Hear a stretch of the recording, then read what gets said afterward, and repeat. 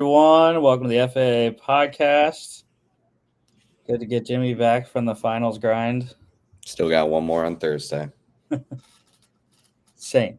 Technically, I got two more. Oof. I'm still writing the one. Mm. Yeah, so it was it's kind of a wild weekend in football. NFL definitely, I believe, what was it, eight underdogs won this weekend. It's crazy. Yeah, some fun. So it was not fun in the standings. Picks wise, it did not go very well. For you and I anyway. Logan did well. Logan did very well. But not for Logan's you. not afraid to pick them dogs, man. I know. He literally hit the three straight to open the NFL slate.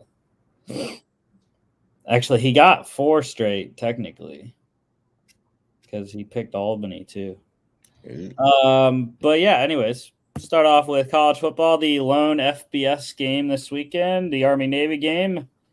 You, sir, got a lone wolf win with the Black Knights by about an inch. Never a doubt. Army getting to 500, 17-11 over Navy. This one was at Gillette Stadium in Foxborough where the Patriots play. Yeah, this is a stupid-ass call by Navy. I have no clue what you're doing calling a QB sneak to end the game on 4th and goal. It just made no sense. But anyways, because they were running them. Navy was down 17-3. And they came back, scored once. They got the ball back, and they were just driving them down the field. And again, 1 inch short, pretty much, for the midshipmen. And Army, actually, big win for them. They captured the Commander-in-Chief trophy back from Air Force with the win in this one. So even though not going bowling, but they do get a trophy. So Ty Lavatai was the guy that catapulted Navy to the close comeback. He was spectacular. I mean, Army's defense was absolutely horrid in the fourth quarter. They were just letting them run out routes, just 7-8 yards off the ball and then go out and get out of bounds. And that's what they were doing. And it worked. 16-26 for Lavatai, 61.5%, 179, 1 touchdown, 19 carries, 74 yards, and a fumble. Xavier Arline was the guy that started for Navy. Not good through the air, 0 for 2, 1 pick. No rushes there.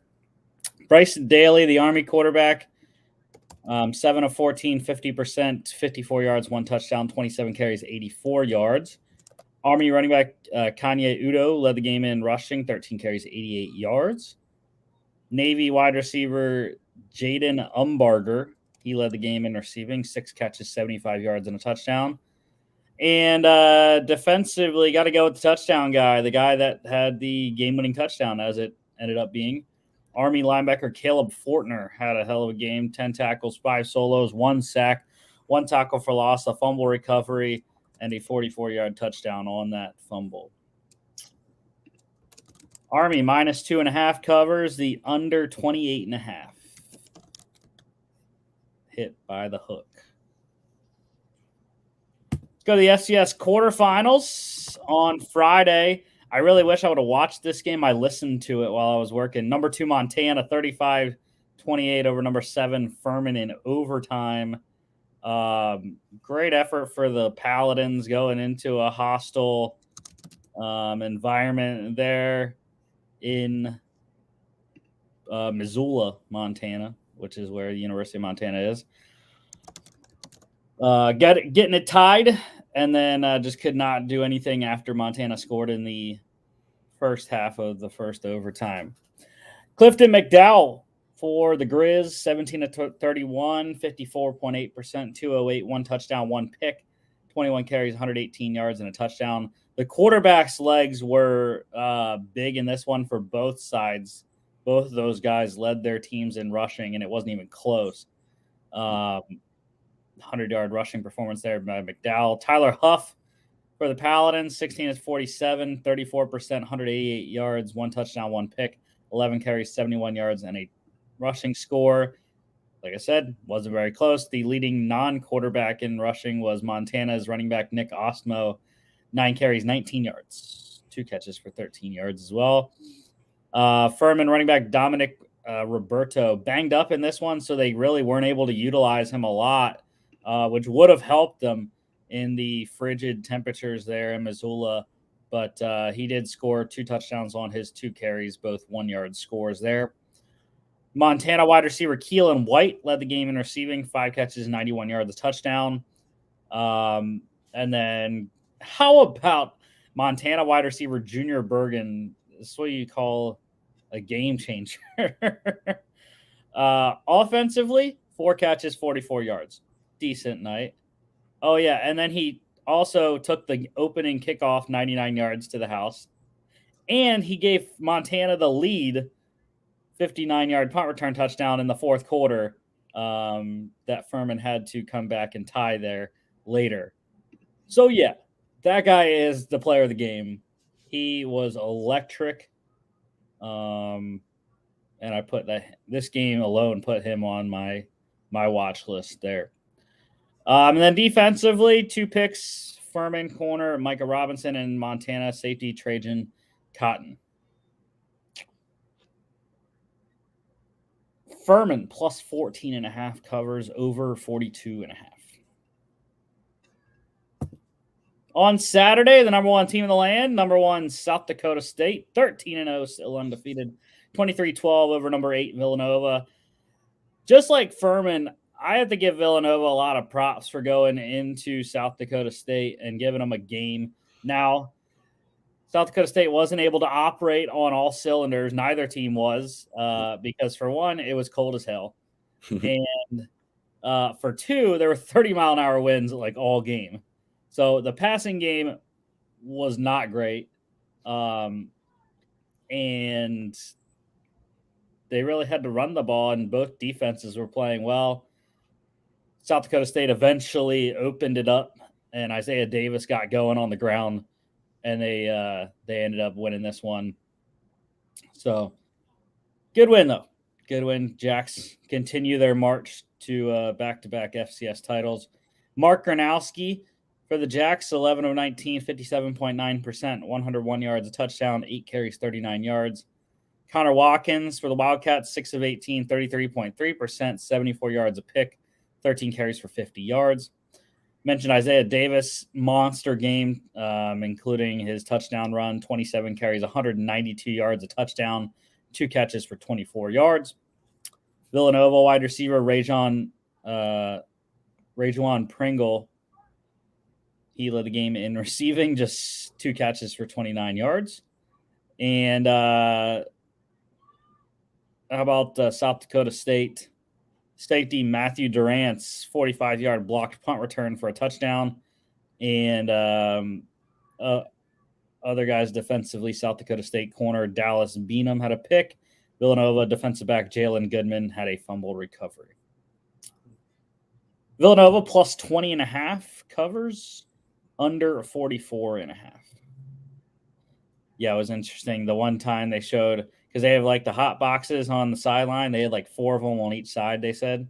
I saw that. And yeah, the one time like South Dakota State like kicked off, and then literally like everyone on the field that just came off was piling into the one box to get warm. It was a great sight. There was not many players left on the sideline after every play. Second game on Saturday, North Dakota State. How about this team? The only unseeded team still in, and they continue to dominate 45-17 over number 3 South Dakota. at the Dakota Dome. Yeah, I mean, it's tough. They talked about this during the broadcast, and it's tough to say this North Dakota State dynasty is over because how they've been playing in the playoffs does not look like it's over. They stick around, man. I mean, it feels like even when they do look like they're taking step backs in like the regular season, playoffs start and they at least make the semifinals like every year. And it's like, no, we're not dying off here. We're always going to be at least a little bit competitive. Yeah, and I mean they have the best winning percentage in FCS history. They are 43-4 in the playoffs all time. Yeah, just get them in the playoffs and they're going to compete. Well, actually, it's 45-4 because this article that I see is from April 28th, and they've won 2 playoff games this year. So even better. Yeah. So 45-4. That is a 9-18 win percentage. 91.8% of the games they win in the FCS playoffs. Dude, they're insane. They're 9-1 in FCS championship games as well. 17 NCAA championships, 9 FCS. Damn. Yeah. It's literally ridiculous. Literally. And the last time they lost was last year. And that was in the championship game to South Dakota State. So yeah, it is definitely not over for North Dakota State, considering they just won the national championship 2 years ago, in against Montana State.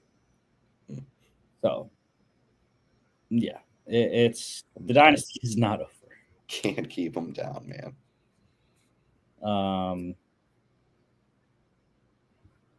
And yeah, let's see. I don't know where here's the records. Oh no, that's the coaching records. I don't know where the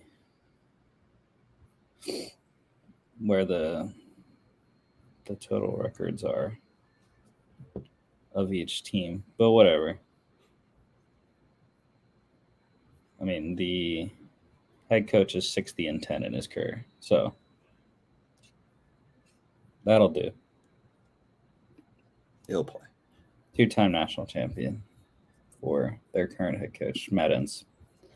But yeah, Cam Miller was just fantastic. They literally could not be stopped by the Coyote defense.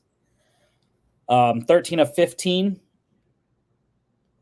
86.7%, 210, 1 touchdown, 1 rushing score.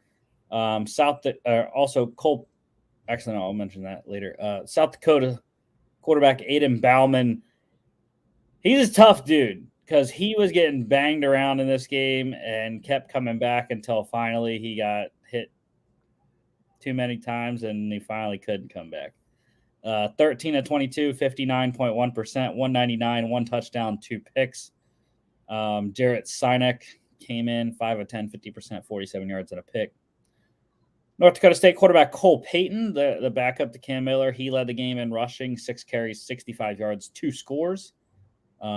This kid's crazy big. I think he's like 6. What'd they say he was? 6. I think he's 6'5", 230 or something like that. And they're like, yeah, he could probably translate to a tight end at the NFL level if he wanted to. We'll see how the quarterback thing works out, though. North Dakota State wide receiver Eli Green, 100-yard day for him, 5 catches, 116 yards leading the way. And then North Dakota State corner Jaden Price, 82-yard punt return touchdown. Excellent day for the NDSU defense. Linebacker Cole Wisniewski, he set the North Dakota State single-season interception record with 2 interceptions in this one. He has 8 picks on the year. And then his teammate, safety Sam Jung, had an interception as well. North Dakota State minus 5.5 covers easily, over 47.5. The final quarterfinal here, number 5 Albany in an upset, 30-22 over number 4 Idaho at the Kibbe Dome. Logan called this one. He's been on the Danes. He's been on the Danes since the second round there, when their first game was in the playoffs. It's crazy. Great game. This was I forgot to listen to this one while I was working. But how about Reese Poffenbarger? Excellent name and an excellent game. 24-41, 58.5%, 341, 3 touchdowns. Idaho quarterback Giovanni McCoy, 24-43, 55.8%, 317, 1 touchdown. 100-yard day for Idaho running back Anthony Woods, 18 carries, 104 yards, touchdown, and 1 catch for 1 yard. Albany wide receiver Brevin Easton. Oof. That's just insane production. 9 receptions, 228 yards, 3 touchdowns for him. Idaho wide receiver Hayden Hatton tried to combat that with his own big performance, 12 catches for 135 yards. And then defensively, 2 fumble recoveries, Albany defensive lineman Elijah Hills and defensive back Mervyn Kenyon III for Idaho. Albany plus 5.5 wins outright, over 50.5. We're down to 4. It will be number 1 South Dakota State hosting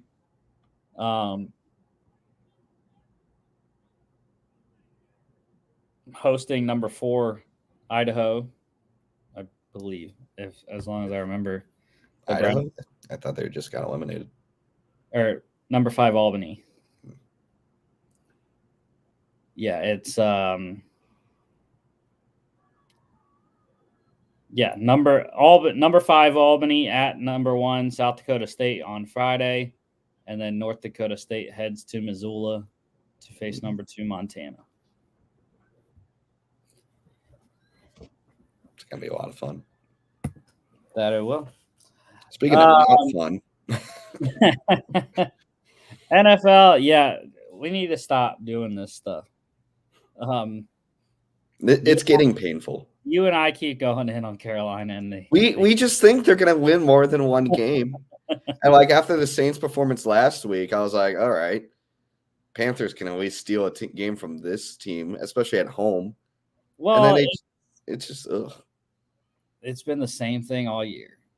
Like Carolina hangs around, and then in the fourth quarter, the other team pulls away. I've watched every Panthers game. I know how it goes. Saints 28-6 over the Panthers. Great win for the Saints, though. They're back in a 3-way tie for the NFC South lead. Best division in the NFL. Which I actually needed the Saints to win. I need them to win more because I picked them for the South winner. Bryce Young, 13-36, 36.1%, 137, 3 carries, 40 yards, and a fumble. Derek Carr, 18-26, 69.2%, 119, 2 touchdowns, a pick. Panthers running back Chuba Hubbard leading the game in rushing, 23 carries, 87 yards, 2 catches for 9 yards as well. Let's see. Adam Thielen for Carolina, he led the game in receiving, 5 for 74 on 7 targets. And defensively, 2 guys on New Orleans. Linebacker DeMario Davis, 8 tackles, 5 solos, 1.5 sacks, 1 tackle for loss, 1 pass deflection, 3 QB hits. And linebacker DeMarco Jackson, 1 tackle, and then an 8-yard fumble return for a touchdown. They've been doing that more lately, switching it from a block to a punt or to a fumble. it was on a punt that he recovered a fumble for a touchdown, but it's kind of a block, even though he touched the ball before the punter did. The punter's foot did.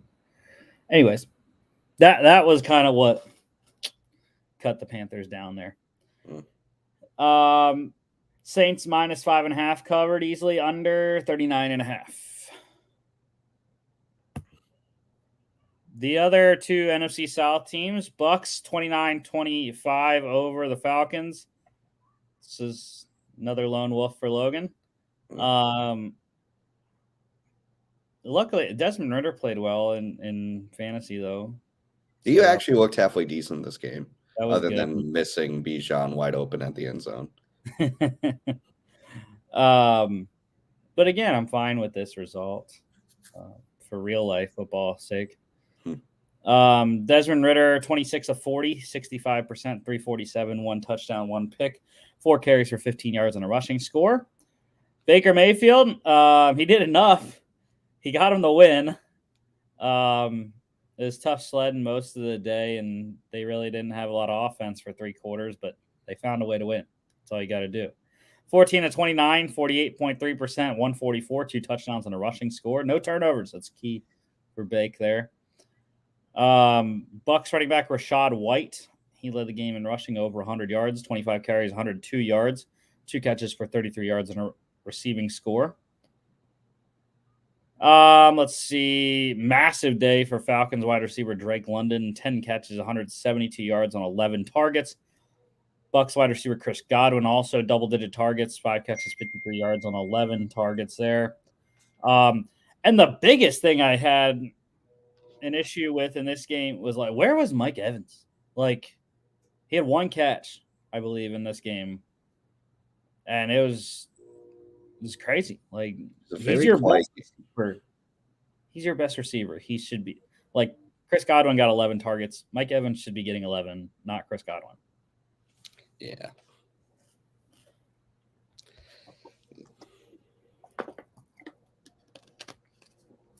Defensively, what do we got? I'm going with Bucks corner Carlton Davis.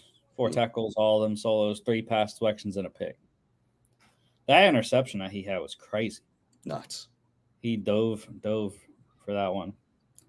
Bucks plus 2.5 went outright over 41.5. Dog win number 1 there. Of the, like I said, I think it was 8 this weekend. This was another, no, this was not one. Bengals 34-14 over the Colts, crushing Indianapolis.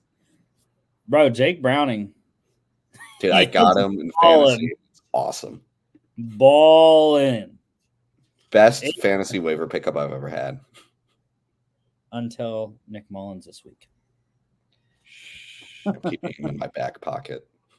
18 of 24 for Browning, 75%, 275, 2 touchdowns, a pick, and a rushing score. Yeah, safe to say the Bengals are in this thing with Jake Browning at the helm. Gardner Minshew, 26 of 39, 66.7%, 241, touchdown, 1 pick. Bengals running back Joe Mixon led the game in rushing, 21 carries, 79 yards, touchdown, 3 catches for 46 yards. Colts wide receiver Michael Pittman Jr. leading the game in receiving, 8 catches, 95 yards on 11 targets. And a lot of defensive performances here. Going with the 2 bottom guys, though, they're Colts safety Ronnie Harrison Jr., 4 tackles, 3 solos, 1 pass deflection, 36-yard pick 6. And then Bengals defensive end Trey Hendrickson, 2 tackles, both of them solos, 2 sacks, 2 tackles for loss, 1 pass deflection, 2 QB hits. Bengals minus 2.5 cover easily over 45.5. And that was the triumvirate of Logan's Lone Wolves to start the weekend there, or the NFL Sunday, I guess. Oh yeah, forgot to mention Logan lost a Lone Wolf in college, South Dakota. Ah, Did not win. But yeah, those first three NFL games were Logan's only 3 lone wolves on the weekend. But yeah, the Browns 31-27 over the Jags. Why couldn't Cleveland just lay down? Like I needed the Jags to win. because they have the greatest quarterback of all time in Joe Slinger, arm punt extraordinaire Flacco. He is the greatest man in Cleveland football history. The man that got the presidential endorsement of Donald Trump thinks he's elite. I mean, Trump knows ball apparently because he knows Flacco's elite. And I mean, my God, Flacco, he's going to lead Cleveland to a division championship and a Super Bowl appearance. Can I get a Caroline Kinsman? Do it. The doghouse is going mad. Yeah, I don't know about that. Especially, they can win this weekend though. to confirm my Justin Fields things. Yeah. So yeah, Joe Flacco, 26 of 45, 57.8%, 311, 3 touchdowns and a pick and a fumble. We have some news about his brother later on. Jags quarterback Trevor Lawrence, 28 of 50, 56%, 257, 3 touchdowns, 3 picks, 3 carries for 11 yards. It is a miracle Lawrence even played in this game. I mean, high ankle sprain on Monday. Comes back against a really aggressive defense. Like that's ballsy. Well, and the crazy thing is he looked good. He was very mobile when I saw him run a couple times. Like he looked fine. Excuse me.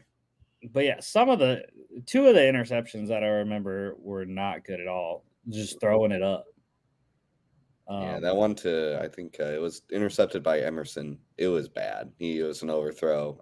Even Emerson had to dive to get it intercepted. I mean, it was a pretty tough throw into double coverage too. Browns running back Jerome Ford leading the game in rushing, 12 carries, 51 yards, 5 catches, 31 yards on 6 targets.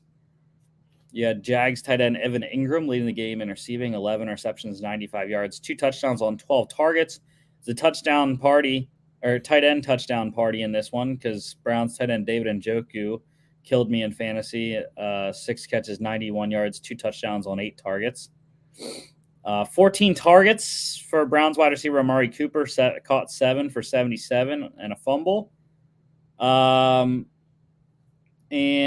defensively, I got to go with Browns corner Martin Emerson Jr., the guy you mentioned, 4 tackles, all of them solos, 3 pass deflections, 2 picks.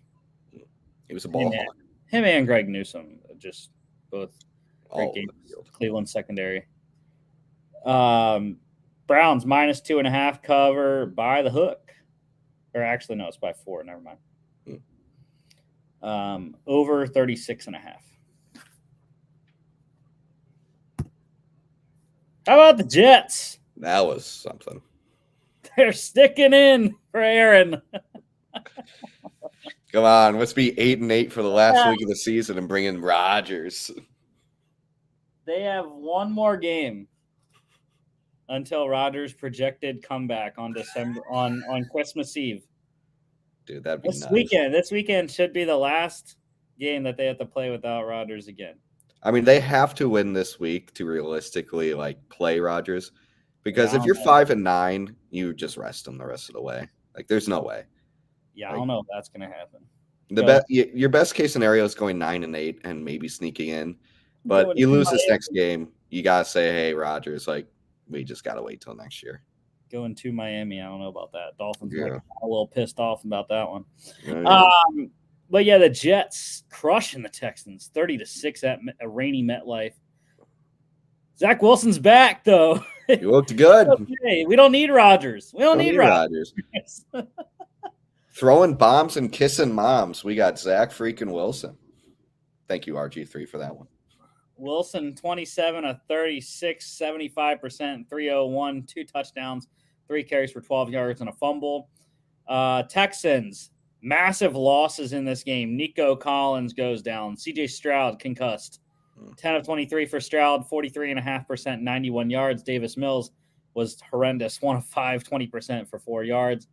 But the thing is, like, once Nico went down, like, that was it.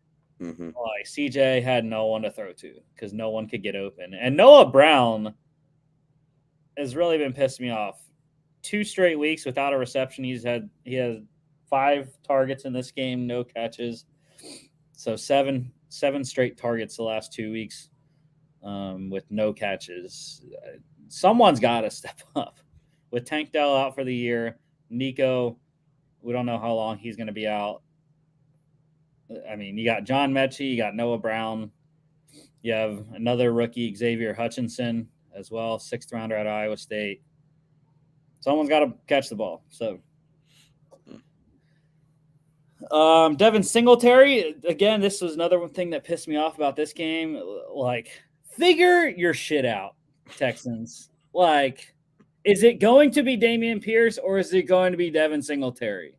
Because last week, Dameon Pierce got more touches. Devin Singletary is more productive, but Dameon Pierce got more touches. So what do? I start Dameon Pierce this week. As you should. Until Devin Singletary gets more touches than Dameon Pierce. And guess who started Devin Singletary? This guy. Anyways. Devin Singletary led the game in rushing, 13 carries, 65 yards a score. Thank God for Breece Hall's receiving work because 10 carries for 40 yards on the ground. I mean, it's 4 yards per carry, which is what you want at the minimum, but not for fantasy. But yeah, 8 catches for 86 yards, a touchdown on 9 targets for Breece. Excellent. Love to see that. Just check down machine, Mr. Wilson. Thank you. Also, the Jets as a team really propelled me to a win in fantasy because I have Breece and Garrett Wilson. Garrett Wilson over 100 in this one, 9 catches, 108 yards on 14 targets. That's also who you have to target. The Wilson to Wilson combo is great. Mm-hmm. And let's see, defensively, got to go with Texans defensive end Jonathan Greenard. 6 tackles, 5 solos, 2 sacks, 2 tackles for loss, 1 pass deflection, 2 QB hits. Mm-hmm. Jets plus 3.5 over 33.5 hits. So that is dog win number 2. Close to a dog win. Ravens 37-31 over the Rams in overtime. God, I was so pissed. I thought the Rams had this thing. They were driving late, and I was like, bro, staff, come on, bud. Get it done. And then they could not punch it in and then go to overtime, kick a field goal. God. And then they forced a punt. And I'm like, all right, let's go. It's time to go win it. And then they had to punt themselves, and we know what happened. Honestly, there was a couple blocks in the back on that punt return. That was they definitely could have called them. That's why I really hate blocks in the back on punt returns because they happen every single punt return. There was the one right almost at the point of attack. Mm-hmm. A couple yards after he caught it. Lamar, though, 24 of 43, 55.8%, 316, 3 touchdowns, a pick, 11 carries for 70 yards. Matthew Stafford, 23 of 41, 56.1%, 294, 3 touchdowns. Rams running back Kyron Williams, over 100 in this one, 25 carries, 114 yards, 3 catches for -1 yard. Rams wide receiver Cooper Kupp, also over 100, 8 catches, 115 yards, touchdown on 10 targets. Ravens wide receiver Odell Beckham Jr., 10 targets for him as well, caught 4 for 97 and a touchdown. Also 10 targets, his teammate Zay Flowers, 6 for 60 and a touchdown. And also 10 targets, Rams wide receiver Demarcus Robinson. Who would have thought Demarcus Robinson would have a couple big days here, back-to-back, double-digit fantasy scores. Caught 3 of his 10 targets for 46 yards and a touchdown. Might want to get that cat rate up, though, a little bit. 30%. 30% is a little low. And there's two players of the game. One on defense, Ravens defensive tackle Justin Madubuike. He is having a fantastic season. As much as I hate the Ravens, Madubuike is balling out. 7 tackles, 5 solos, 1 sack, 1 tackle for loss, and 5 QB hits on Stafford. And then, of course, the guy that won the game, Ravens wide receiver Tylan Wallace, 76-yard game-winning punt return touchdown in overtime. I was a fan of Tylan Wallace coming out of. Do you know where he's from? Please tell me he's from the Fun Belt. No. Ah, boo. I don't know. Where is he from? Oklahoma State. Ah. That was my third guess. The Rams plus 7.5. They covered over 42.5. 68. Oh. Bears 28-13 over the Lions. You see, I'm clicking a button. I'm clicking the fraud alert. Fraud alert, Detroit. We got a fraud alert. Oh, no, not on the Lions. The Bears are frauds. The Bears are frauds. The Bears are frauds because this is going to – the fans are probably going to say – now, again, you and Logan and our guy Danny Potter are all probably tuned into NFC North Twitter more than I am, but I'm sure Bears fans are like, we don't need to draft a quarterback. We got Justin Fields. He's looked great since he's came back from his thumb injury. We've won. I think they're like 2-1 since Fields come back, something like that. Hey, no. As a Viking fan, I encourage it. I encourage it greatly. Yes, Fields is your guy. Fields your guy. Fields your guy. He's not the guy. He didn't win this game with his arm, despite decent statistics.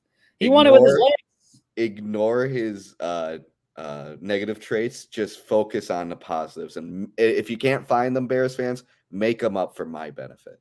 He won it with his legs, and they did running plays with DJ Moore to win the game. That's how they won this game. And also the Lions, for some reason, just couldn't do anything against the Bears defense. And actually it's because Montez Sweat. Statistically, Montez Sweat has single-handedly turned the Bears into a top 10 defense. If you look at their defensive stats from before he came to Chicago and after, it's crazy that he's legit good. But yeah, Justin Fields, 19 of 33, 57.6%, 223, 1 touchdown, 12 carries for 58 yards and a rushing score. Goff, 20 of 35, 57.1%, 161, 1 touchdown, 2 picks. That also contributed to the Bears winning the turnover battle. Lions running back Jahmyr Gibbs leading the game in rushing, 11 carries, 66 yards, a touchdown, 3 catches for 16 yards. Actually, he was tied in the lead with the rushing with his teammate, Dave Montgomery, 10 for 66, 3 catches for 19 yards. DJ Moore led the game in receiving, 6 catches, 68 yards, touchdown on 10 targets. And I mentioned the rushing, 3 carries for 20 yards and a rushing score. And defensively, I mean, really take your pick. I'm going to go with Bears defensive end Montez Sweat. Like I said, 5 tackles, 3 solos, 1 sack, 1 pass deflection, and 4 hits on Goff. Honestly, I'd also take Sweat. The guy was a monster. Bears dog win number 3. We're keeping the dog win counter here. Plus 3.5 went outright, under 44.5. Yeah. The game of all time. The game of all time, ladies and gentlemen. The best game you have ever seen in your entire life. Vikings 3, Raiders 0. The worst best game in NFL history. Woo! I mean, we had a 6-0 game 2 weeks ago, so this one was just double the top of that one. Well, this one, at least that one was in the rain. Yeah, that one had an excuse. We had a wonderful dome to work in with perfect conditions. It could have been 6-0. It could Yeah, have. Greg Joseph, Joseph. man. Greg the leg. What happened? Aiden O'Connell, 21 to 32, 65.6%, 171, one pick. And yeah, man, I was distraught because of my Raiders lone wolf in this game. I was like, bro, come on. Like, I had it. They moved the ball all game and they couldn't get anything. I was watching this game and I'm watching it next to Caroline, and Caroline's like, "Hey, what's the score?" It's 0-0 still. At least 3-4 separate times. I'm like, "Yeah, it's 0-0 still." And she by like the third quarter, she throws up her hands and she's like, "Why are you watching this?" I'm like, "I really don't know. I really don't. This is awful. This is the worst. This is like honestly, like I'm laughing, but like if we had lost, I would be like probably angrier than I was after that Broncos is this loss. worse than the Bears game? It would have been worse than the Bears game. If we had lost like this game, it genuinely would have been worse than the Bears game.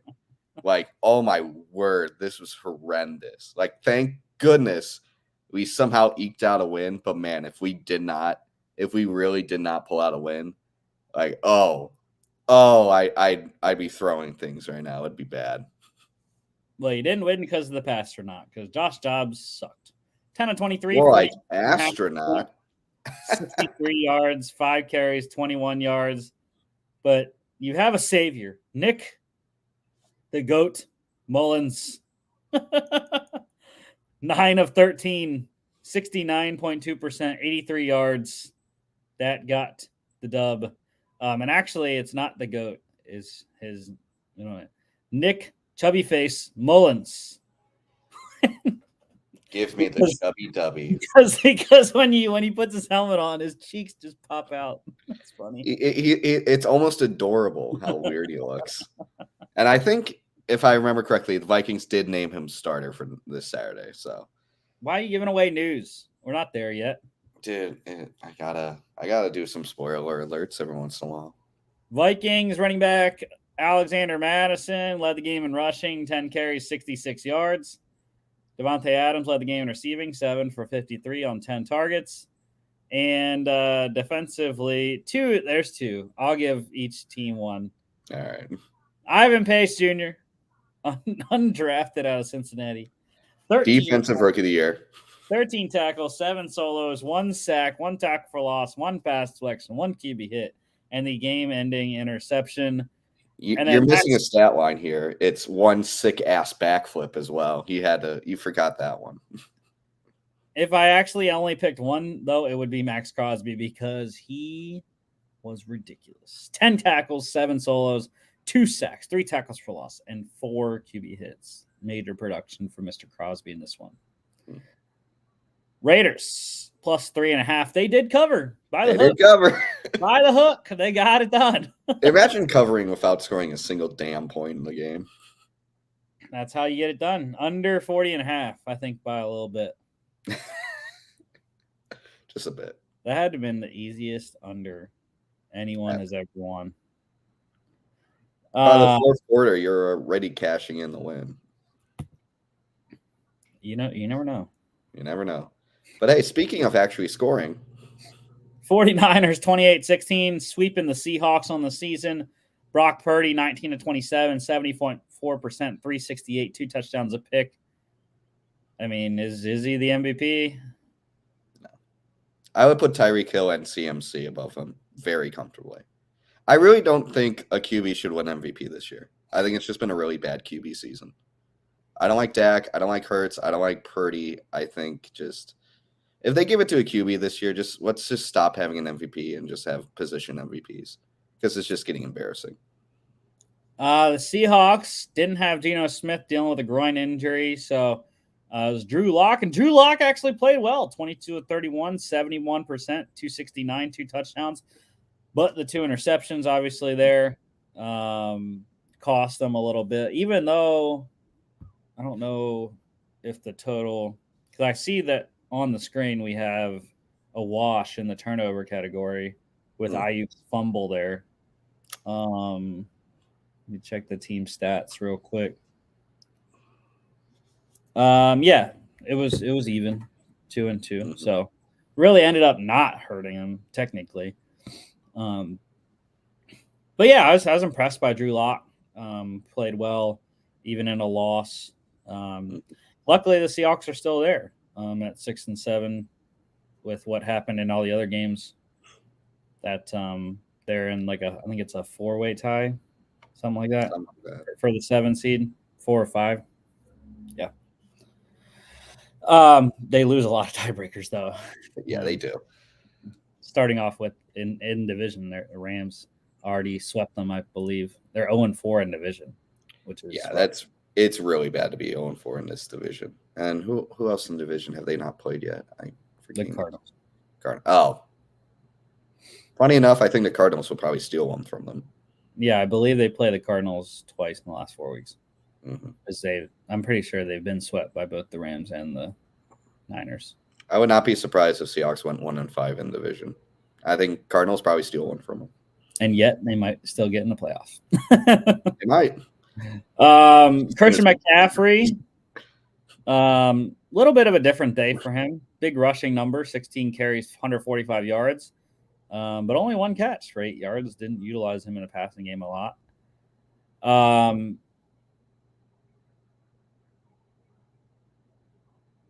49ers wide receiver Deebo Samuel and Brandon Ayuk, both over 100. Deebo, 2-touchdown day, 7 catches, 149 yards, a touchdown on 9 targets, and then he had a 1-yard touchdown carry as well. Ayuk, 6 for 126, 9 targets and a fumble. Defensively, how about Seahawks defensive end Leonard Williams? 4 tackles, 2 solos, 1 sack, 1 tackle for loss, 1 pass deflection, and 4 hits on Purdy. Seahawks plus 14.5 cover, under 44.5 by the hook. What? I said not a bad day about Leonard Williams. Bills got a lone wolf, 20-17 over the Chiefs. This was my flip right before the show on Friday. I flipped to Buffalo with all of KC's injuries: Pacheco, Donovan Smith, Brian Cook, Drew Tranquil as well. I was like, nah, Josh Allen's going to go in and win this game. And that they did. Mm-hmm. Mahomes, 25 of 43, 58.1%, 271, 1 touchdown, 1 pick. Josh Allen, 23 of 42, 54.8%, 233, 1 touchdown, 1 pick, 10 carries for 32 yards and a rushing score. And, yeah, Mahomes, stop being a little bitch. Dude, it's ridiculous. He very clearly lined up offside. Not only that, someone, I forget who it was, Dan Orlovsky, went back and watched the entire game clip. Tony lined up offsides 5 separate times. Mm-hmm. Tony has a really bad eye for the onside line. He can't figure it out. That's on him. And he never checked. And it doesn't matter. It really does not matter if the official warns you or not. You are a professional football player. This guy is not a rookie. He's played in this league. I think he's in his 4th or 5th year. You're not a rookie anymore. You know how to line up. Yeah. And if you're even worried even slightly, why not take a half step back? Why not? Do you really think you need to be that close? Tony, you're not skilled enough to even have that matter. Well, and again, he doesn't check. He doesn't look over and check with the official. So it doesn't matter if they warned him or not. If he doesn't ask, you'll never know. Yeah. With every girl that I don't ask. You miss 100% of the shots you don't take, Rusty. Shooter, shoot. But yeah, it's really rich hearing this ref complaining coming from the Chiefs. The Chiefs. The amount of calls that they have gotten go for them in this Patrick Mahomes era. Oh, by the way, let the players play the game. How about we let the players play the game in the Super Bowl, dickhead? Let the players play the game. You can't really do that when they're clearly offside, Pat. That's not playing the game. They got that call. They got that call in the AFC Championship on Joseph Osai that Patrick Mahomes was inbounds. I'm just saying. The Green Bay one. You have the one where the defensive player on the Chiefs just took his helmet off in the field of play against the Vikings, and he was just told to put it back on with nothing. Like, it was unreal. Like, it's unreal hearing it from the Chiefs. You get the correct call on you once, and suddenly the refs are the problem. Like, just kiss my Mahomes ass. like, I've never gotten that called on me. That's because they haven't been calling it in the past. Yeah. It's been this year. I forget who the ref is for NBC. I think it's Terry McCauley. I think maybe it's McCauley. Yeah, I don't know. Whoever it was, like they said about that at halftime, I think it was, or maybe it was the pre-show. Like, it's an emphasis this year. Like, the officiating always have an emphasis of a couple penalties that they want to call more of because they've not gotten a lot of them called in the past. And offensive offside has been one of them this year. The Eagles got it called on them against the Cowboys, which wasn't an offside. I didn't see it. Like, the lineman ones are the weird ones where they call like the left guard for being offside.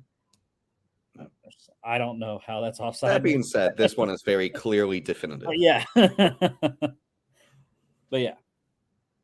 And I pray that when the Chiefs go to Foxborough this weekend, now they're going to kill the Patriots more than likely.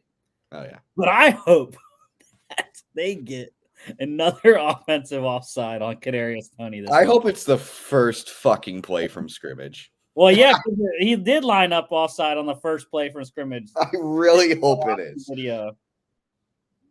So, yeah. Screw the Chiefs. Then we're going to have Kermit the Frog come on. Bitching about because we got to play on the road and the playoffs. That's not a good Patrick Mahomes impression. Let me do a Patrick Mahomes. There's a bad call. Ah! Oh, that's my Kermit the Frog. It wasn't offside. Ah! And I hope they get fined. Him and Andy Reid should get fined for slandering the officiating in the press conferences. Worst call I've ever seen. But Bills running back James Cook led the game in rushing, 10 carries, 58 yards, touchdown, 5 catches, 83 yards, receiving score on 5 targets. Chiefs tight end Travis Kelce led the game in receiving, 6 for 83 on 10 targets. Also 10 targets. His teammate Rashee Rice, 7 for 72, a touchdown and a fumble on my bench. Luckily, I didn't need him. And then Bills wide receiver Stephon Diggs also double-digit targets, 4 catches, 24 yards, 11 targets. Not good enough, Mr. Diggs. He was not on my bench, unfortunately. Defensive player of the game, I'm going with Chiefs defensive end George Karlaftis, 3 tackles, 2 solos, 1 sack, 1 tackle for loss, 2 QB hits. Bills plus 1.5 went outright under 49.5. That is dog win numero cuatro. Broncos 24-7 crushing the Chargers. Russell Wilson was cooking again, 21 of 33, 63.6%, 224, 2 touchdowns a pick. Justin Herbert injured in this one, 9 of 17, 52.9%, 96 yards a pick. Easton Stick came in, got the Chargers their only score of the day, 13 of 24, 54.2%, 179, 1 fumble. Broncos running back Javonte Williams led the game in rushing, 17 carries, 66 yards, touchdown, 3 catches for 25 yards. Chargers rookie wide receiver Quentin Johnston, probably his best game of the year, 3 catches, 91 yards on 4 targets, lead the game in receiving. Keenan Allen, big target day as always, 6 for 68 on 12 targets. And a boatload of defensive performances. I'm going to go with Broncos corner Jaquan McMillian. I hate the announcers. I don't know if this is the correct way to say his name, but they're like Jaquan McMillian. I was like, bro, it's not spelled that way. It's not spelled that way. There's no A. There's no A. It is McMillian. We're not going to McDonald's here. Yeah. 5 tackles, all of them solos, 1 sack, 2 tackles for loss, 1 pass flex, and 2 QB hits. Broncos really found themselves a solid slot corner there. Mm-hmm. Broncos plus 3.5. They went outright under 45.5. Number 5 on the dog win counter. And I, of course, lone wolfed the Chargers. So that's been fun all year. Sunday Night Football. Yeah, there was a game. That's all we need to say about that one. A game took place. Cowboys 33-13 over the Eagles. Cowboys take first place in the NFC East right now by a half a game, division record wise. Dak 24 of 39, 61.5%, 271, 2 touchdowns and a fumble. Jalen Hurts 18 of 27, 66.7%, 197, 5 carries, 30 yards and a fumble. Punter Braden Mann, he completed a 28-yard pass on a fake punt that was excellently called. I'll just go through the stats first. Cowboys running back Tony Pollard led the game in rushing, 16 carries, 59 yards, 7 catches for 37 yards on 8 targets. You had Eagles wide receiver A.J. Brown leading the game in receiving, 9 catches, 94 yards on 13 targets and a fumble. Devontae Smith also double-digit targets, 5 catches, 73 yards on 10 targets and a fumble. And then Cowboys wide receiver CeeDee Lamb, 6 for 71, touchdown on 10 targets. Defensive player of the game, Jalen Carter, of course. Eagles defensive tackle, 1 tackle and a 42-yard fumble return for a touchdown. So, yeah, the Eagles lost 2 straight. Big losses, 43 total points. Not worried. I have the button. The The Eagles right now, they're killing themselves. It's been the turnovers. Jalen Hurts hasn't not fumbled since week 6. He's fumbled every single game since week 6. Which is ridiculous. He's lost 5 on the year. He has 15 total turnovers, which is one of the worst numbers in the league. And the stars aren't stepping up. A.J. Brown fumbled. Devontae Smith fumbled. DeAndre Swift is their leading rusher, and they can't run the ball. Like, I don't know why we have this offensive line if we can't move anyone out of the way except for the brotherly shove. So, like, it's not that big of an issue. It's 2 losses straight. The schedule opens up. We get a Monday night game in Seattle this week, presumably against Drew Lock. And hopefully we can take advantage of that. And then it's Giants, Cardinals, Giants, which the Giants aren't even a, pushover anymore. The way that has been playing. But yeah, I think it's okay. I think the Eagles are in a good spot. They gotta get it figured out. They always do. That's the thing. The Eagles always have this late season slump. Yeah, they had one last year when Jalen Hurts went down. I think they dropped a couple, and it was pretty weird. They get to the playoffs, and they go, whoop, we're the Eagles again. However, they do need to win out. If they win out, they win the division. Mm-hmm. They need to win out for not just that, but for the number 1 seed as well. Because the 49ers now have the number 1 seed based off their head-to-head win. I think the Cowboys do have the division right now. Yeah, they do. I said that. Oh, I didn't hear that. By half a game in the division lead. But they also need to win out because the 49ers have the number 1 seed, and the Eagles, I think, I was talking about this earlier today, but the Cowboys are really the team that needs the number 1 seed. Mm-hmm. They are the team that most needs home field. They're the only undefeated team left in the NFL at home. And also, they just aren't the same team on the road. So,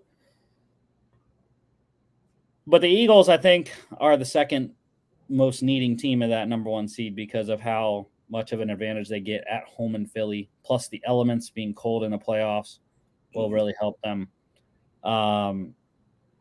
But Niners, they have a pretty easy schedule as well. except for 2 weeks from now when they have to go to Baltimore, Mm. which is the game the Eagles are circling, that are praying that the Ravens can win that one and the Eagles can win out. So, yeah. And by the way, I forgot to say the Niners, first team to clinch a berth this season with the Packers loss. Mm. The Cowboys -3.5, covered under 52.5. First of two Monday Night Football doubleheader. Giants 24-22 over the Packers. It looked like it wasn't good. It looked like Saquon had lost the Giants the game. Mm-hmm. And I was pissed because if Saquon doesn't fumble that one, maybe I have a better chance of winning my fantasy matchup. Not that it mattered, but I was already in the playoffs. But yeah, Tommy DeVito is 3-1, I think, as a starter now, and they've won 3 straight. Don't look now; the Giants are 1 game out of a playoff spot. Hey, stranger things have happened in the NFL. I mean, come on. But Why can't the Italian dream lead them? The basement dwelling, actually, parents' basement dwelling, Italian dream, Tommy DeVito. He's going to do it. Jordan Love, 25 of 39, 64.1%, 218, 1 touchdown, 1 pick, and a fumble. Tommy DeVito, 17 of 21, 81%, 158 yards, touchdown, 10 carries for 71 yards. Giants running back Saquon Barkley led the game in rushing, 20 carries, 86 yards, 2 touchdowns, a fumble, 3 receptions for 15 yards. 2 touchdowns wasn't enough, Saquon. Like, I needed 5. And, you didn't get that done for me, so. It's dead to you. Giants wide receiver Wan'Dale Robinson led the game in receiving, 6 catches, 79 yards on 7 targets.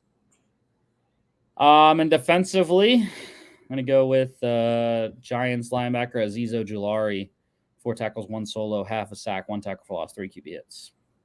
Giants plus 5.5. They went outright over 37.5, and that is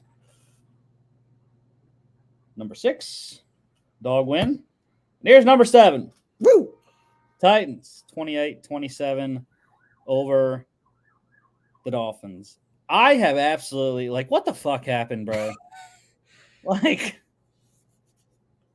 have no clue. I have no clue what happened in the last 5 minutes of this game because Dolphins got cute with it. They got too cute with it. They had the ball, 1 touchdown lead, first down, maybe 2 first downs, wins the game, and they got too cute with it. They tried to fool the Titans, but they ran twice and passed on 3rd down. No, can't do that. Can't do it. And then, the thing that really pissed me off wasn't the fact that the Dolphins blew the 2 touchdown lead in the 4th quarter. The thing that really pissed me off was at the end of the game. Dolphins were driving right about midfield, right? And 3rd down, they throw the ball to Devon Achane. He has 2 options. You either run out of bounds or you get the first down. Get the damn first down! Because if you get the first down, you can go spike it and play for the next 3 downs. Mm-hmm. No. What does he do? He tries to get out of bounds. He doesn't get out of bounds. So then you're trying to hurry up because you don't got any timeouts. And you're trying to run this quick little fourth and 1 play. And, of course, no one can get open. And then Tua gets sacked and the game is over. I think the worst part is they did a run play on 4th and 1. No, they didn't. They passed the ball. They've passed the ball. I meant to say they should have ran the ball with Tua. They should have just ran up the middle, reset, spiked, and just went from there. Again, just being too cute. But again, everything went downhill because of the stupid decision of Achane. Yeah, that was bad. The first down. But honestly, not throwing the ball past the first down marker on 3rd down is never a good decision. It's usually not going to work out. You got to throw near the first down marker. Right, but he had a clear opportunity to just go straight upfield, which I don't know how many times we talked about this season. about guys trying to freaking juke everyone out. Just run straight and get yards, first downs. Can you tell that to Alexander Madison? Although he did actually have a decent game against the Raiders. I won't get too long. Yeah, he led the game in rushing. He did. Will Levis, 23 of 38, 60.5%, 327, 1 touchdown, 1 pick, 4 carries, 15 yards, and a fumble. Got his first career road win and the Titans' first road win this season. Tua Tagovailoa, 23 of 33, 69.7%, 240, 3 carries, 15 yards, and a fumble. Dolphins running back Raheem Mostert, 21 carries, 96 yards, 2 touchdowns, and a 4-yard reception. Titans wide receiver, Titans running back Derrick Henry, another 2-touchdown day, 17 carries, 35 yards, 2 scores, and a 17-yard reception. Titans wide receiver DeAndre Hopkins, he went over 100, 7 for 124, a touchdown on 12 targets. And yeah, Tyreek Hill has to be the MVP. I mean, the Dolphins were completely lost without him when he was out for the second and third quarters, or however long it was. And then he comes back, makes 2 big plays to get the Dolphins in position to score, and they can't punch it in. That was another big, horrible thing that the Dolphins, their red zone offense was terrible in this game. Whether it was Titans defense being really good in the red zone or Dolphins offense being bad, I don't know. But yeah, well, it'll be interesting to see what the Hard Knocks episode looks like after this game. Defensively, how about 2 guys here? Titans linebacker Harold Landry, 5 tackles, 4 solos, a hat trick, 3 sacks, 3 tackles for loss, and 5 hits. Dolphins defensive tackle Zach Sealer as well, 4 tackles, 1 solo, 1 pass deflection to QB hit, and a 5-yard pick 6 for the 300-pounder. That was a great play. I loved watching that play. It wasn't a great play for Will Levis, but guess he did get the last laugh. But he did throw it right to the Dolphins player. Just saying. Titans plus 13.5. They win outright over 44.5. That is dog win number 7. Technically, there were 8 dog wins because of the Patriots on Thursday night as well. So 8 dogs won this week. College football news. We got the awards this weekend on Friday and Saturday for college football. So the Davey O'Brien Award goes to the best quarterback. That went to LSU quarterback Jaden Daniels. Bednarik, which is Defensive Player of the Year. NC State's linebacker Peyton Wilson. Mackey Award, best tight end in the country. Of course, Georgia tight end Brock Bowers. Doak Walker, best running back. Oklahoma State running back Ollie Gordon II. Maxwell, outstanding player. Washington quarterback Michael Penix Jr. Horning, the Paul Horning Award. That's the most versatile player in college football. Colorado corner/wide receiver Travis Hunter. Broyles Award, assistant coach of the year, goes to Iowa defensive coordinator Phil Parker. Ray Guy Award, best punter in the country, Iowa punter Troy Taylor. Lou Groza Award, best place kicker, Miami, Ohio kicker Graham Nicholson, MAC champion there. Jim Thorpe Award goes to the best defensive back. I'm so happy Air Force safety Trey Taylor won that one. He beat out Georgia safety Malachi Starks and the injured Iowa corner Cooper Zagine. So super hyped for Trey Taylor to win that one. Dick Butkus Award, best linebacker in the country, NC State linebacker Peyton Wilson again. Bronco Nagurski Award, that's also a Defensive Player of the Year type of award. Notre Dame safety Xavier Watts won that one. Remington, that's the best center. Oregon center Jackson Powers Johnson. Lombardi Award, nation's top player, that goes to UCLA defensive end Laiatu Latu. The Outland Award, interior lineman, Texas defensive tackle Tavondre Sweat, very deserving there.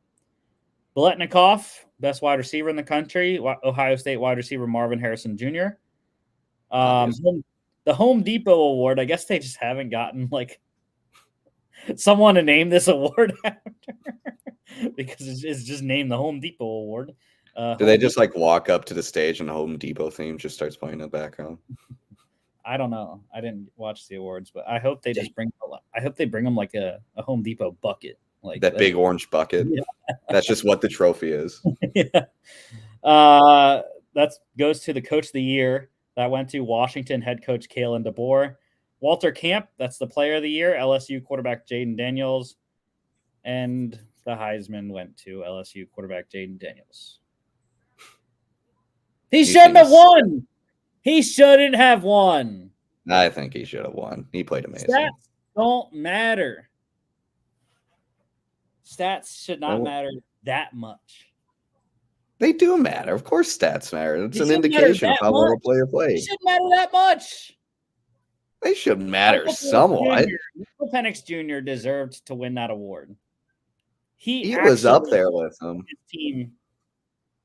He actually put his team in the college football playoff and won a Pac-12 team. It's not Jaden Daniels' fault that his defense is horrendous. It's not Jaden's fault. Well, people wanted to compare him to Joe Burrow. Again, I'll say this. Joe Burrow, they outscored everyone. It didn't matter how many points their defense gave up. It didn't. If Jaden Daniels was that good, he would have outscored the other team. No. Yes, I disagree. Yes. This is a sport. This is a team sport. There's nothing you can do when you have genuinely one of the worst defenses in college football. Well, you know what? You can also argue the Pac-12 was the best conference this year. And Michael Penix, he won the best conference. So, yeah. I'll stick by the pick. I thought it was fine. I thought Jaden Daniels had a great season, and it was Heisman deserving. I think Penix had a good Heisman season too. I just thought, yeah, Jaden deserved it as well. It is bullshit. Especially, I'll go back to the Georgia State game every time. That's just not right, bro. Have some respect for the game. Pull your starters when you're up freaking 30 points in the fourth quarter. Not trying to pad stats. This is bullshit. Transfer portal. Lot of stuff going on. Baylor quarterback Blake Shapen. He is committed to Mississippi State. UTSA edge rusher Trey Moore. He visited both Texas and Ohio State. That's a big one there. One of the top pass rushers in the portal. Arkansas linebacker Chris Paul Jr. He committed to Ole Miss. Miami quarterback Tyler Van Dyke. He is committing, and he has committed to Wisconsin. So, Wish Logan was on to get his thoughts on that one. But Fresno State quarterback Logan Fife. He has an offer on the table from Minnesota. Oklahoma quarterback Dylan Gabriel. He committed to Oregon. I mean, he's the Heisman favorite. He's the Heisman favorite for next year by far. Absolutely. Right now. Michigan State tight end Malik Carr entered the portal. Hawaii quarterback Braden Shager, and he visited with BYU. Harvard defensive lineman Thor Griffith, he committed to Louisville. Jeff Brom getting a couple big names in the portal this year already. Louisiana Tech quarterback Hank Bachmeier, he committed to Wake Forest. Ohio State quarterback Kyle McCord, he visited Nebraska, as did his teammate Julian Fleming, both visiting Nebraska. Matt Rule picking them up, putting them down. Oh, no, not Kyle McCord. Whatever will Ohio State do? Oh, no. Kyle McCord might be leaving Ohio State. Oh, no. I'm so sad. Boise State quarterback Taylon Green, he's committed to Arkansas. So that makes a lot of sense. They like their dual threat quarterbacks there. KJ Jefferson on the way out. Clemson wide receiver Bo Collins, he committed to Notre Dame. That's a big get from Marcus Freeman on offense. Georgia State wide receiver Robert Lewis, he committed to Auburn. Tennessee defensive back Warren Burrell, he committed to Georgia Tech. Oregon quarterback Ty Thompson is in the portal. Cal quarterback Sam Jackson in the portal. Duke running back Jaquez Moore withdrawn from the portal. So that is a massive withdrawal for Duke. And their new head coach, Manny Diaz, there, getting Jaquez Moore back on offense. North Texas quarterback Chandler Rogers, he committed to Cal. Washington quarterback Dylan Morris is in the portal. Toledo guard Vinny Scurry, he committed to Auburn. Washington State quarterback Cameron Ward, he has visited Miami. William and Mary linebacker John Pius, he committed to Wisconsin. Massive production for Pius there, going to UW. Florida quarterback Max Brown, he committed to Charlotte. Kansas State quarterback Will Howard, he visited Miami as well. So Miami getting some big quarterback names in there, Will Howard and Cameron Ward. San Jose State offensive tackle Fernando Carmona Jr., he visited with Auburn. Duke quarterback Riley Leonard, he committed to Notre Dame today. And like I was talking with someone else this morning, I was like, bro, this Notre Dame team is going to be fantastic next year. Riley Leonard at quarterback, Bo Collins at wide receiver. And I said, if they can somehow convince Audric Estime to stay another year, I mean, they'll be good. They'll be really good. Vanderbilt quarterback A.J. Swan, he visited South Carolina. Marshall quarterback Cam Fancher, he visited LSU and NC State. Oregon State, Western Kentucky, FAU, Baylor, UTSA also all interested. I love Cam Fancher. I watched a couple of Marshall games this year. This kid is electric. Dual threat quarterback, has a big arm. Super hyped for him. Redshirt sophomore, I believe. Also a big one. Oregon State quarterback DJ Uiagalelei visiting Florida State. So possibly the successor to Jordan Travis there. Big get for Mike Norvell if he can commit him. Ohio State running back Chip Trayanum, he committed to Kentucky today. So big get there for Mark Stoops. And Tulane wide receiver Chris Brazel, the second, he visited with Tennessee. Senior Bowl invites, Washington offensive tackle Troy Faltanu, Minnesota tight end Brevin Spanford, Texas A&M wide receiver Anaya Smith, Stanford kicker Joshua Carty, Alabama kicker Will Reichard, Georgia center Cedric Van Pran, Tennessee quarterback Joe Milton III, Oregon State defensive back Keaton Oladapo. Couple guys returning for 2024, big names, Ole Miss tight end Caden Priestcorn and Oklahoma linebacker Danny Stutzman. Stutzman, I was very intrigued by his return. He had an excellent season for the Sooners. I don't really know why he's returning, but oh well. Draft declaration.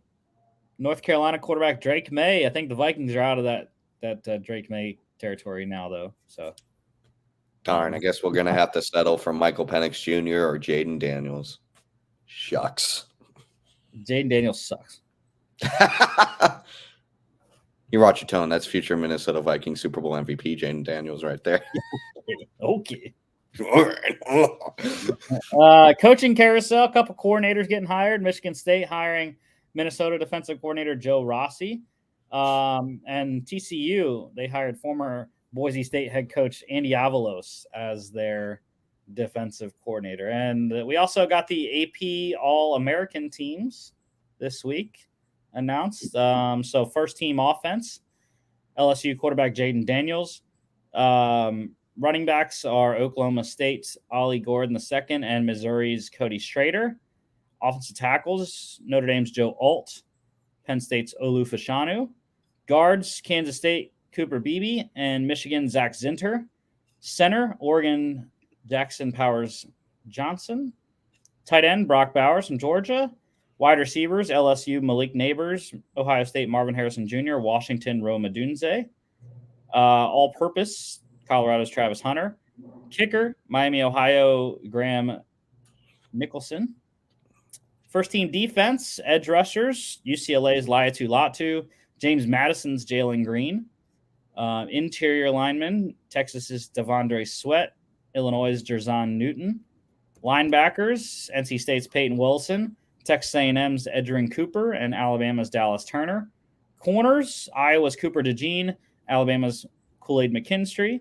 Safeties, Georgia's Malachi Starks, Notre Dame's Xavier Watts. Defensive back is Alabama's Tyrion Arnold. Punter, Iowa's Torrey Taylor.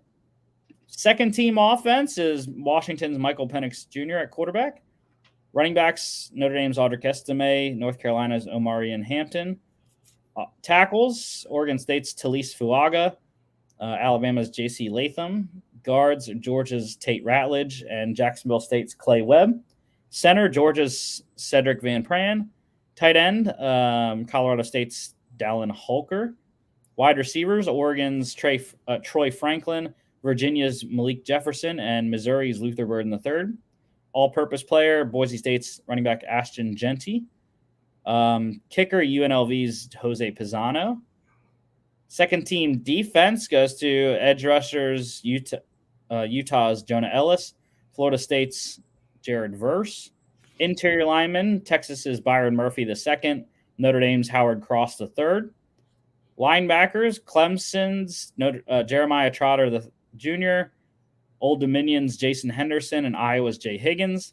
Corners, Toledo's Quinyon Mitchell and West Virginia's Beanie Bishop Jr. Safeties, Minnesota's Tyler Nubin and Alabama's Caleb Downs. Defensive back goes to Missouri's Chris Abrams-Drain. Punter, Vanderbilt's Matthew Hayball. And third team All-American, Oregon's quarterback Bo Nix, Michigan's running back Blake Corum, Troy's running back Kimani Vidal. Tackles, Missouri's Javon Foster, Washington's Troy Faltanu. Guards, UConn's Christian Haynes, Cincinnati's Luke Kandra. Center, West Virginia's Zach Frazier. Tight end, Kansas State's Ben Sinnott. Wide receivers, UNLV's Ricky White. LSU's Brian Thomas Jr., Arizona's Tetaroa McMillan. All-purpose player, Texas wide receiver Xavier Worthy. And kicker, Alabama Will Reichard. 13. Defense, edge rushers, Penn State's Chop Robinson, Washington's Braylon Trice. Interior D-line, Michigan's Chris Jenkins, Florida State's Braden Fisk. Linebackers, Mississippi State's Nathaniel Watson, Washington's Edefwan Ulafoshio, Oklahoma's Danny Stutzman. Corners, Wisconsin's Ricardo Holman, Iowa State's TJ Tampa. Safeties, Air Force Trey Taylor, Purdue's Dylan Theineman. And defensive back, Iowa's Sebastian Castro. And punter, Boise State's James Ferguson Reynolds. Do we have a fourth team? No, I'm just kidding. No.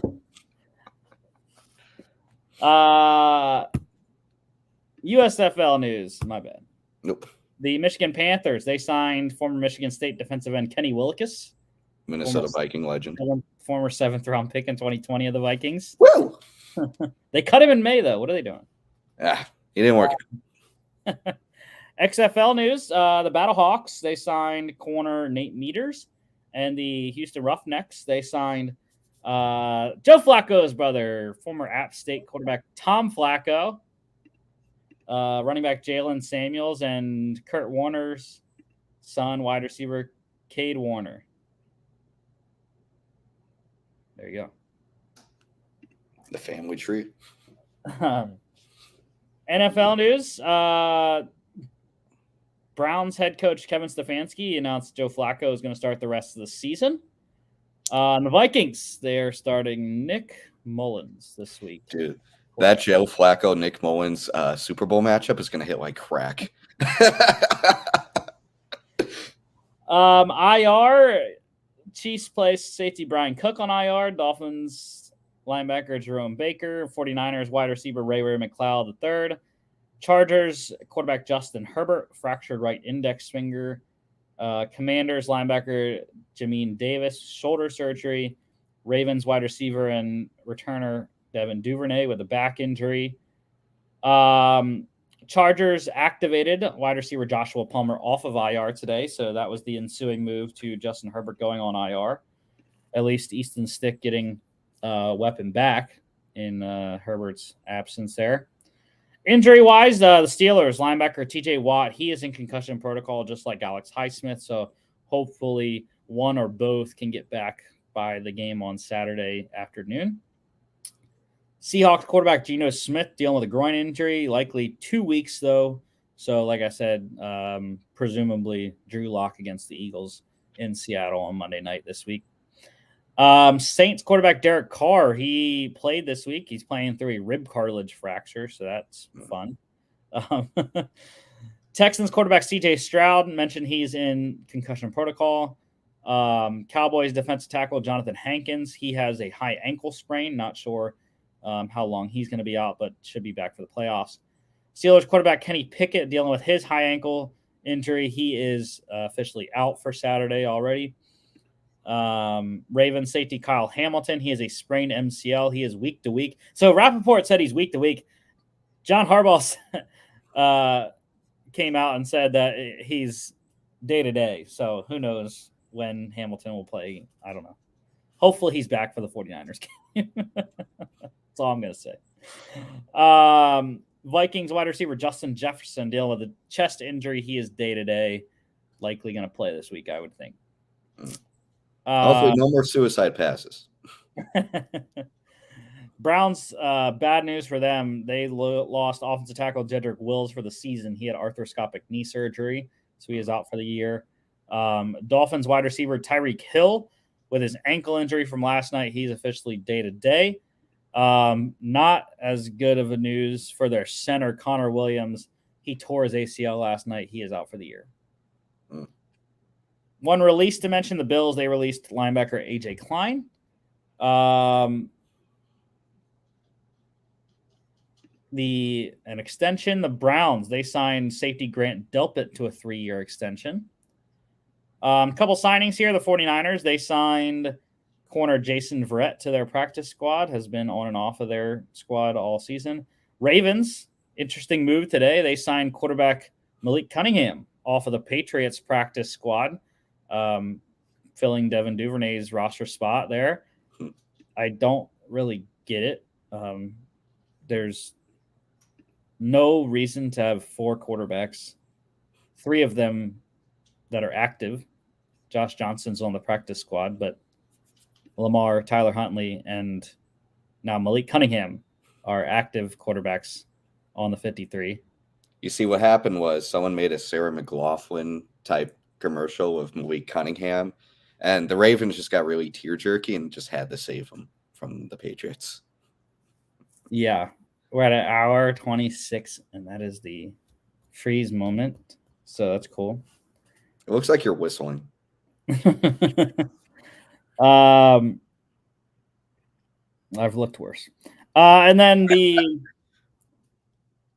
one that we got right before the show, the Dolphins, they signed pass rusher Melvin Ingram to help out their pass rush there.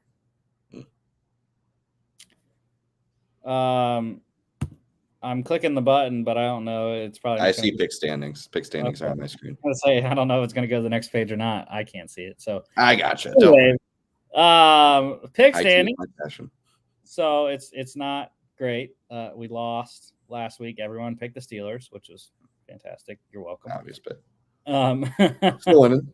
You are still up, sir, by 3 yes, games. Sir. However, you have not clinched because next Tuesday's show, it's going to get interesting. It very much is. Because I believe for the first time ever, we are going to be picking bowl games on the show, along with the NFL Thursday games. So, yeah, next week we have four games to pick. And then it gets really fun because then the week after that, there's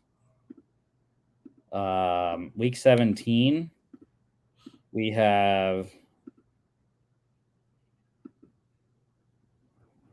Is that really all week 17? I guess so. Because there's no Thursday game on week 18. So we have 12 games to pick on week 17's show. So, yeah, it's going to get interesting real quick. Very.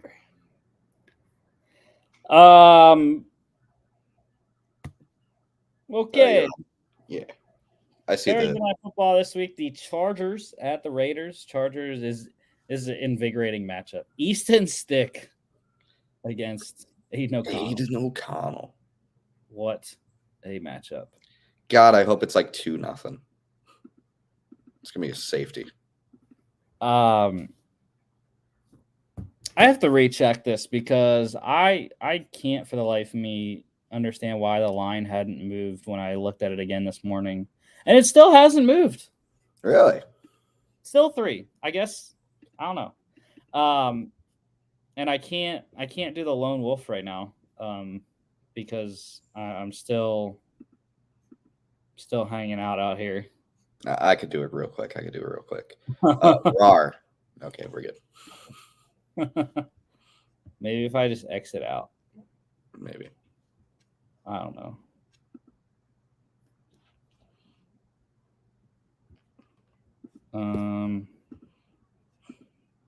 Or maybe this will work. I don't know. Breaking news, ladies and gentlemen. Apparently, according to NBC, Patriots will be reportedly parting ways with head coach Bill Belichick this offseason. Incredible stuff. Now, as I am your favorite host, James O'Malley, we will be going off the script, and we're going to have a good time. The first thing I want to talk about, finally, as I finally get this show to myself, we are going to talk about the great topic known as feudalism. Now, join me today as we begin one of the most important topics in Football Addicts Anonymous history. Now, I know what you're thinking, Jimmy, this isn't football. It doesn't matter because it's feudalism. It's far more important. I'm just kidding, of course. I will just buy time by doing the best I can until my main man, Rusty, joins this show. Maybe I'll talk about other sports. Y'all into baseball? I got breaking news just now that Jung Ho Lee, Korean baseball sensation of only 24 years old, has signed a 6-year, $113 million deal with the San Francisco Giants. Hey, welcome back, Rusty. Are you ruining the show? No, ruining? What are you talking about? I am improving this show with we don't just talk other sports here. I don't know what you're talking about. Just big Korean guy got signed to the MLB. Anyway, back to the. But yeah, I already gave my thoughts and analysis on this game. Under 33.5 is what I like based off the quarterback situation. Mm-hmm. And we'll give Logan his due here. He's wrong. Easton Stick. Do you know where Easton Stick went to school? I feel like did he go to TCU? No, that's Max Duggan. Max Duggan. Who am I thinking of? It wasn't a purple school, was it? No. Was it Oklahoma State? No. I don't know. We talked about him earlier in the show. North Dakota State. North Dakota State. But this is what you and I have to say to Logan's lone wolf. Honestly, you gotta get that. Honestly, this is going to be a bad game. I think the winner of this game is going to be the team that gets turnovers in the other team's side of the field. It's just going to be able to recover a fumble at the other team's 30 and get a field goal, or just get an interception, return the ball to the 20. It's going to be one of those games. It's like, okay, what team can just not F up with the ball? Over under 3 points. My final score prediction is going to be 7-2, but it's going to be 1 field goal and 3 separate safeties. That's right, ladies and gentlemen. We're going to have some fun. Was that too soon? Maybe a bit too soon. 8:15 on Prime Video. Super hyped. Super pumped. Maybe spend this one with your loved ones, ladies and gentlemen. I don't have loved ones. Oh, come on, Rusty. No one loves me. Don't be such a downer. That is the show for today. Next week, I'll talk on NFL Week 16, game recaps, game previews, as well as all your NCAA NFL news.